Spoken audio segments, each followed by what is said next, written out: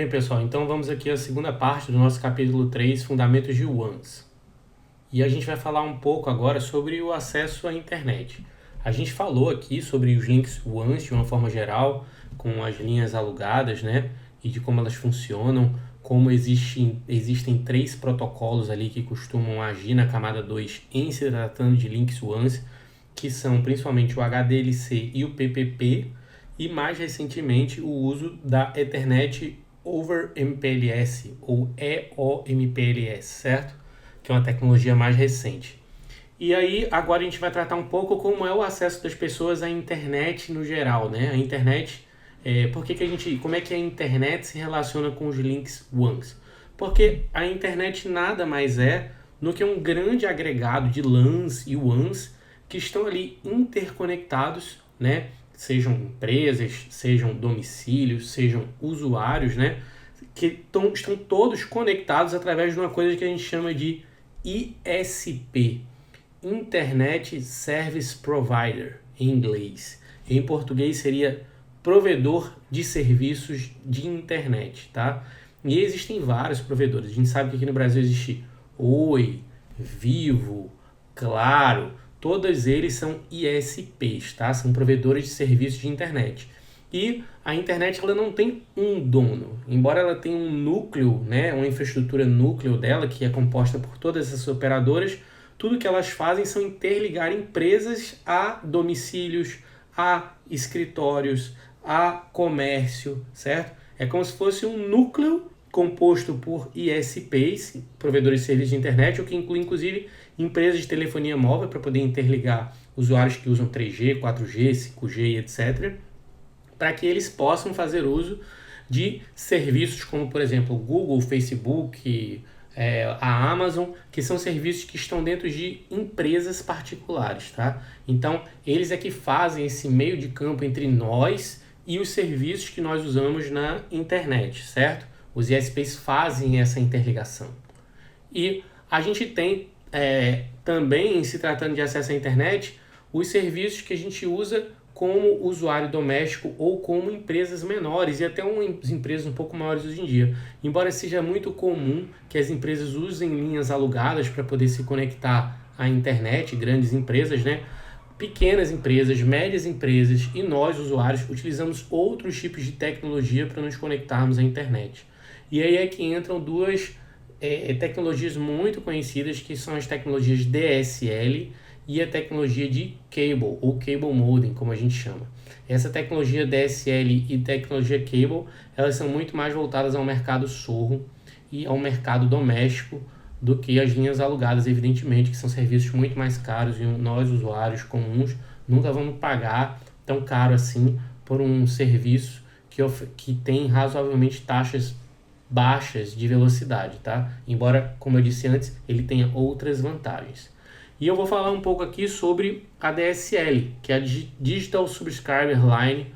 Eu não saberia dizer como é que exatamente se traduziria isso, linha de assinante digital, acho que seria essa a tradução mais aproximada.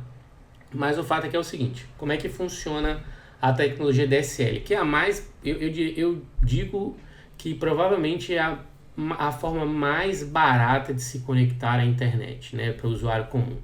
Por quê? Porque nos anos 60, desde os anos 60, existe uma tecnologia para telefonia fixa, que é uma tecnologia que praticamente desapareceu do mercado. Quase ninguém mais tem telefone fixo em casa.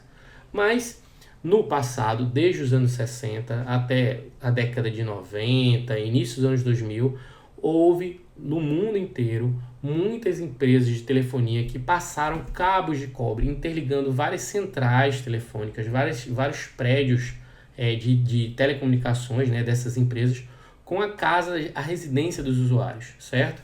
E aí você tinha lá instalado na casa de todo mundo uma tomada que é RJ11, ela é um pouco diferente da RJ45, porque a RJ45, como a gente viu lá quando a gente estudou os cabos UTP, o RJ45 é um conector para 4 pares, ou seja, 8 fios. Enquanto que o RJ11 ele é um conector para 2 pares apenas, ou seja, só 4 fios e não 8, como o RJ45. Então o que acontece? Muita gente já tinha lá instalado na sua casa uma tomada RJ11 para você conectar o seu telefone e poder fazer uso do serviço da assinatura de um serviço de telefone convencional, né? E essa rede, essa grande rede de telefonia convencional, se chama PSTN, que traduzindo seria Rede de Telefonia Pública Comutável, tá? Então essa rede era uma rede analógica, né? Ela era feita para esses telefones que a gente usava antigamente, que quase não se tem mais hoje.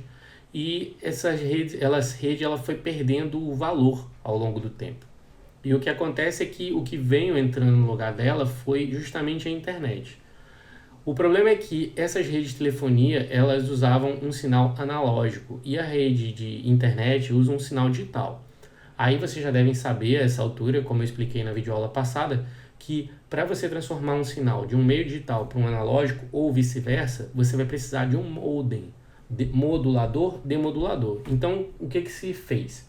Se pegou o cabeamento todo que já existia passado para as residências, para os apartamentos que utilizavam a rede PSTN, esse RJ45, esses cabos de cobre, né, que tinham passado para os apartamentos, eles tinham sido feitos para se usar uma frequência razoavelmente baixa. A rede de telefonia fixa, ela utilizava sinais na casa dos 20 kHz. E a internet usa sinais na casa dos MHz. Então, é uma ordem de grandeza muito superior. E aí o que acontece? Existe um efeito que a gente chama de skin effect, ou efeito de pele. Não sei se seria essa a tradução correta. Quando a gente transmite corrente elétrica num cabo de cobre. O que acontece é o seguinte: você tinha um sinal de telefone convencional que trafegava numa frequência baixa e você tinha um sinal de rede de internet, de dados digitais, que precisavam trafegar numa frequência alta.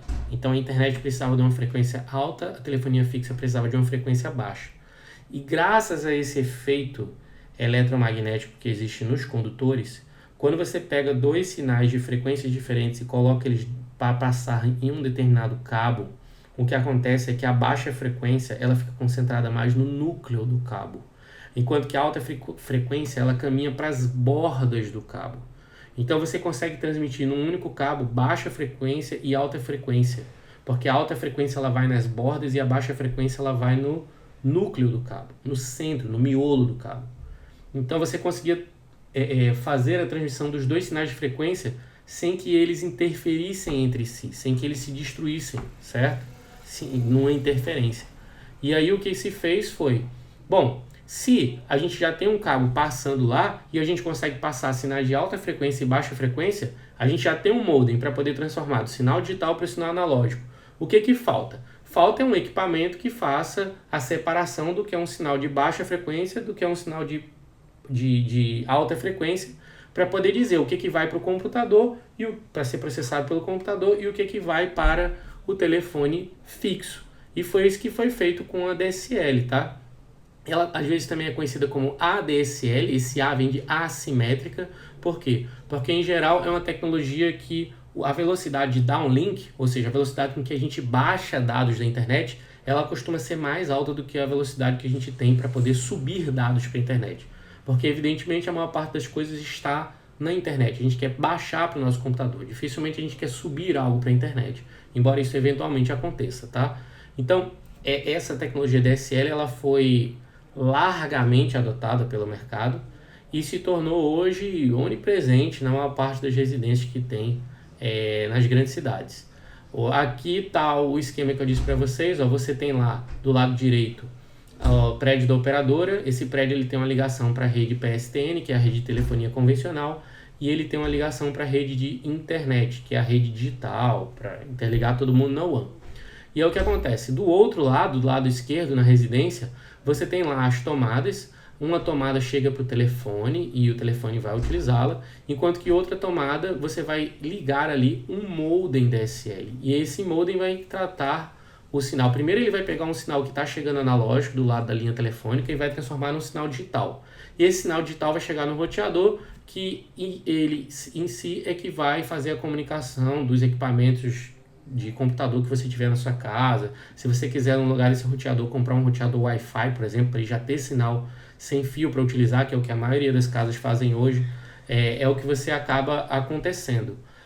Quando você só tem uma tomada para usar, aí você pode usar simplesmente um filtro que vai dizer, olha, para o telefone vai o que é baixa frequência, que é até 20 kHz, e para o modem vai o restante, o restante do sinal, que são os sinais de alta frequência.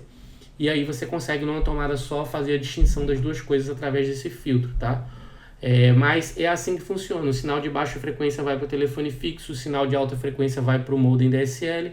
O modem DSL às vezes já se tornou até um equipamento integrado. O roteador, o access point e o modem DSL já se tornaram um único equipamento. Então você só tem um equipamento lá recebendo o sinal às vezes e já faz toda a comunicação, tá? Do outro lado da operadora, a operadora ela tem esse DSLAM, que é uma espécie de modem DSL, só que com um monte de módulos para ligar várias casas. Lá ele vai fazer a separação do sinal do que é voz e do que é dados, e do que for dados que vai ser de alta frequência e do que for voz vai ser em baixa frequência, tá certo? É uma tecnologia muito barata, atinge velocidades muito interessantes e que atende a maior parte das residências ou pequenos e médios negócios que se tem hoje. Fora isso, você tem o Cable Modem ou Cat TV, certo? E aí o Cable Modem ele é um pouco diferente porque ele utiliza um cabo coaxial. Vocês já devem ter visto esse cabo. É um cabo que no final ele tem uma rosca para você colocar na TV, né? Para você ter ali um sinal. Quem tem TV por assinatura certamente já viu um cabo coaxial.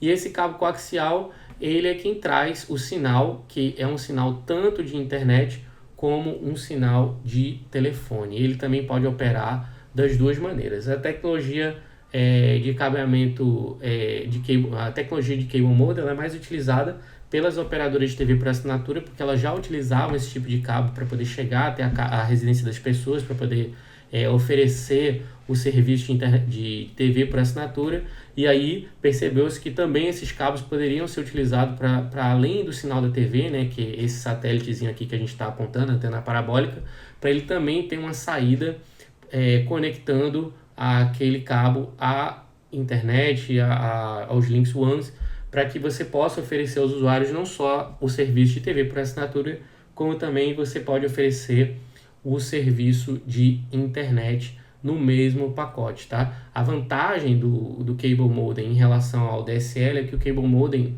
o cabo coaxial, ele consegue atingir distâncias maiores do que o cabo de cobre que é utilizado pela tecnologia DSL, certo? A gente viu que ele chega até no máximo 100 metros, o sinal começa a se deteriorar. E o Cable Modem consegue atingir distâncias maiores, embora hoje na tecnologia DSL também começou-se, hoje em dia você tem também, além do DSL Cable Modem, você também tem as tecnologias de fibra chegando na casa das pessoas, né?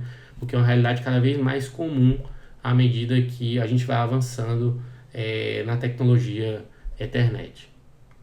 Isso aqui encerra o nosso capítulo 3, tá, pessoal? A gente se vê agora no capítulo 4, Fundamentos de Camada de Transporte TCP/IP, e a gente vai ter com isso o último capítulo teórico ainda, né, do que compõe as aulas do primeiro bimestre, e depois a gente vai ver uma parte prática para poder finalizar esse bimestre 1, tá certo?